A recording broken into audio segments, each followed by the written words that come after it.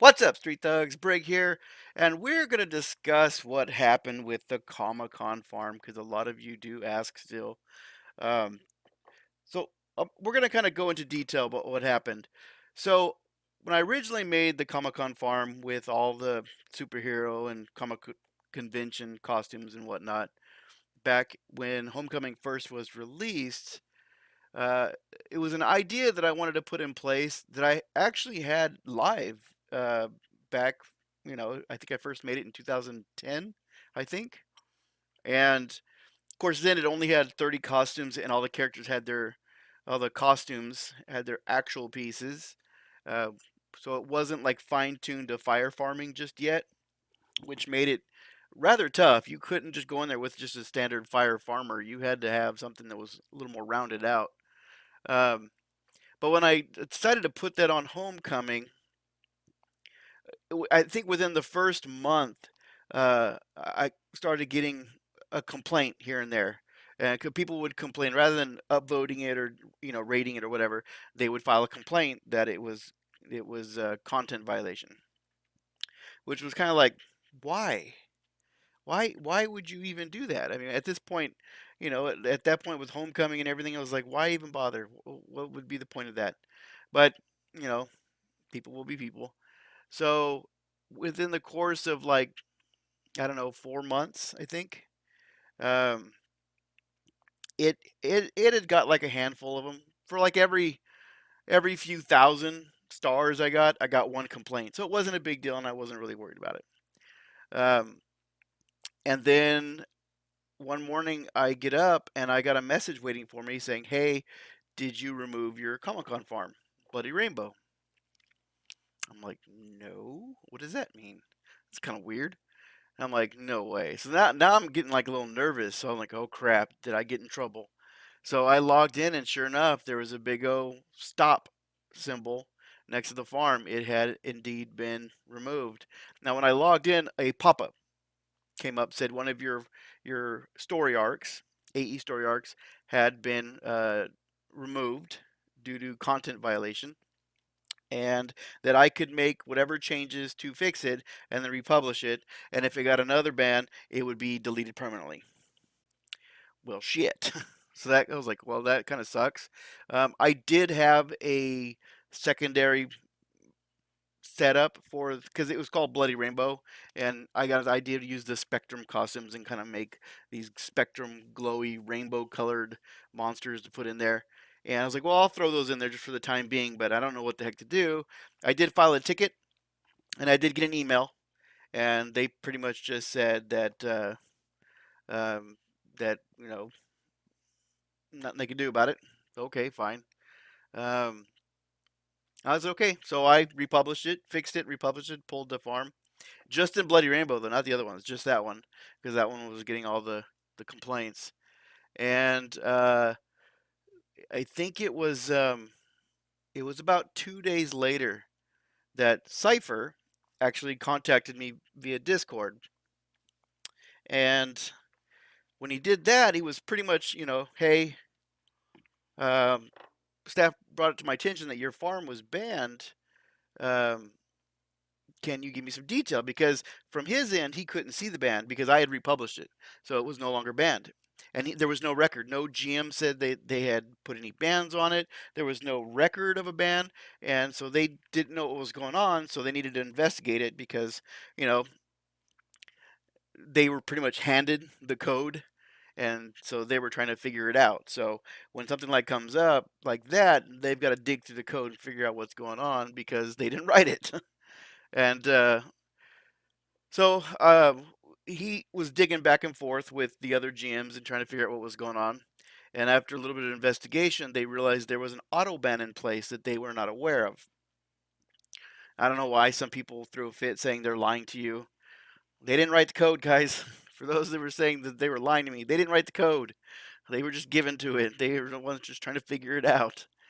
Even even Matt Miller said that the code was a jumbled mess and they could barely decipher it. But Cipher said that it was an opportunity to kind of figure out why and what it was doing. So they were able to go through that and actually find the ban. And when they found it, they said they were going to tweak it. Cool. And in the meantime, because it had been a couple days, so at that point I was already racking my brain like, what can I do to make this farm just as fun as it was before? Because I mean, the costumes are one of the biggest aspects. I mean, yeah, granted, you can level up real fast. It's very uh, designed specifically for fire farmers, but the costumes were what fun, especially with the people who died because it was a hot door. They can actually spend the time and look at costumes. How can I make it just as special? And that's how I came up with the idea with character costumes. And then of course, it was like, how do I get everybody to get a hold of me and send me their costume files? So, but anyway, so what happened is 2 days later, I think it was 2 days, I get another message from him saying that it auto banned again because someone else filed a content violation against it. Dirty dogs.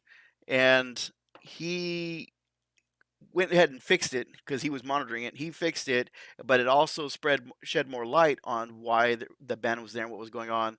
It was pretty much doing something that was just weird. So they were having a hard time trying to balance it out because it wasn't like just a simple, straightforward. There was other variables involved. Um, I'm assuming they fixed it or did something to kind of balance it out, or maybe added a whole new variable code in there just to fix it. But uh, they did something else to make sure it didn't happen again. Uh, like I said, they're just learning somebody else's code, so I mean, there's a good chance they could do it again. But so they fix it, and so that is pretty much what happened. Is it got auto banned due to people filing content violations against it? I mean, the GMs actually really liked it. They would send me messages in game and out of game, like through via Discord or whatever, saying how much they enjoyed it. They really liked it. They actually used it themselves. And so I had no worries really that it was going to be a content violation. I mean, um, I felt pretty safe that I mean, I was. Let me get this straight. Let me clarify with this. Um, there was always in the back of my mind that it might be some sort of content violation, uh, but I felt pretty confident that it fell under the guise of a parody because it wasn't actually trying to say that they were the characters. They were just people in costumes, just like trick or treaters or cosplayers. I mean, that's what it was, and it was a parody. It was supposed to be a joke. They were fighting and stuff, and so because the legal issues that Marvel had in the past with it, as well as the situation we're in now, where they're in negotiations with NCSoft, um, I was like, okay, so if you guys aren't banning it, can I republish it? And he said to give it a day. Cypher did. I'll be honest, I don't know if Cypher's a man or a woman. I really don't know. I feel like I should, but I don't. But sometimes I feel Cypher might be a woman. But for all intents and purposes, Cypher's a man. I'm going to say Cypher's a man. So Cypher said just to give it a little bit, wait till tomorrow, and let me do a little more investigation, and then we'll go from there. So, cool. Well, they immediately went to talks about it, and they contacted me shortly after that and said, "Hey, you know what? Let's just err on the side of caution, and let's not put it back up because they don't want to be sued." And when it all came down to it, I didn't want to be the one to get the server sued and bring the whole thing crashing down either. So I'm like, you know what? That's cool. I'm not going to fight that. I do feel like it was pretty safe as a parody, but at the same time, why draw unwanted attention? So I went forward with the community costumes, which I think turned out pretty good. I mean, for the most part, everybody's enjoying them. Granted, I'm sure everybody, just as much as I do, miss the old costumes. I mean, I do too. I get in there and I'm like, damn, I really wish they were here. But at the same time, it is nice to see actual community players, and it's nice to get messages going, "Hey, I just fought myself. It was awesome." So that's cool too. But ultimately, yeah, that's what happened with the Comic Con farm. It all came down to with negotiations and whatnot. Even though when Marvel sued, Marvel even tried to have Cryptic Studios delete all costume pieces that had anything to do with Marvel characters. the claws that looked like Wolverine claws. Let's be honest, they were Wolverine's claws. Anything that could resemble a Marvel character, and the judge said no, you don't own pieces, so they threw that out. So that's why we still have those pieces still today. But we're not supposed to make those characters, and I think pretty much everybody understands that. But I don't. There's still a lot of people out there who do still make characters that are based on Marvel characters, and I see you guys all the time. And it does hurt just a little bit. I'm like, you're running around that character, and I can't even put mine in. But that's fine. Enjoy it while you can. There is probably going to be a day coming. Fingers crossed, because that means that the server is allowed to allowed to stick around, and that maybe even Cypher and his team will be able to make money off it. I mean, that's the goal, right? I mean, I think it would, if it was me trying to run a server, I'd want to. I mean, it takes a lot of work to keep these servers going. It takes money, funding. I mean, if there's a way to make a business out of it, why not? Absolutely. I mean, there's obviously the community for it. I would have no problem paying a monthly subscription. I'm sure a lot of you people out there would have no problem, doing a monthly subscription. So, yeah, just to play it on the safe side, we went ahead and just said let's pull all the rest of the costumes. Now, I had several other farms at the time up with costumes, so just out of good faith, and then not, I didn't want to feel like I was trying to pull a fast one on the GMT, and they knew probably, but I went ahead and changed those out too. It just seemed fair. But as far as the community costumes go, they're pretty much at capacity. It got to the point that I had to, because I was taking all the costume files that I was getting, and I was making two separate files for them, one for the fire farm setup and one for the smashing and lethal setup. And it got to the point I had too many costumes. I mean, it hit 200, 300, 400, and I'm like, oh my gosh. And once I hit about 250 ish, the file will get too big, because there is a limit on how big the file can be for the mission arcs, the story arcs for AE. So I had to start cutting people out that I had duplicated, so or some people would send me 10, and I would squeeze all 10 of them in, and then it got to the point I was like, okay, I'm gonna have to start cutting those back. But then I started separating them. So maybe if you had sent me 10, I might have stuck 3 of those in the fire farm, and maybe this other 7 in the smashing and lethal farm, or mix it up. That way I can at least get you somewhere in there. Um, I mean, it would have been nice if I would had people send me information like, are you a fire farmer or a smashing lethal farmer, and I could have stuck your character in either or. But that just got, it was just sounded like it would get too complicated and get too confusing, and then I would have to chase down a lot of people. You got to remember, I was getting minimum 200 people messaging me across 3 or 4 different ways, methods, and it was a lot of, it was, I mean, I had a huge spreadsheet. I mean, I had to keep everything organized in some way because I was going to get lost fast. but but when it all came down to it, that's what happened. So for all you guys who are interested, or wondering, or I just wanted to give you kind of the lowdown. But as for my new channel, today is officially 3 weeks. I am, I think, 2 subscriptions from 100 in just 21 days. So a little announcement, and I'm going to be doing other little announcements as well too. But at some point this week, the odds are I'm going to hit 100 subscriptions. So what I'm planning on doing is this Sunday, and today is Monday, December 9th. So this Sunday, which I don't even have the date. Let me look it up.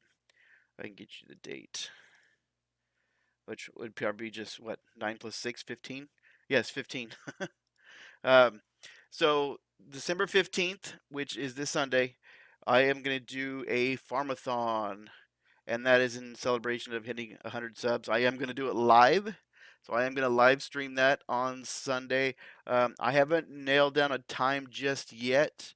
I will get that officially out there. I might even do it at 8 a.m. I don't know. I'm having a Christmas party here at my house on Saturday night, and there's probably going to be some drinking. So I don't really drink, but since I'm at home and I don't have to drive, I will probably have a couple drinks. Hopefully, I'm not up too late that night.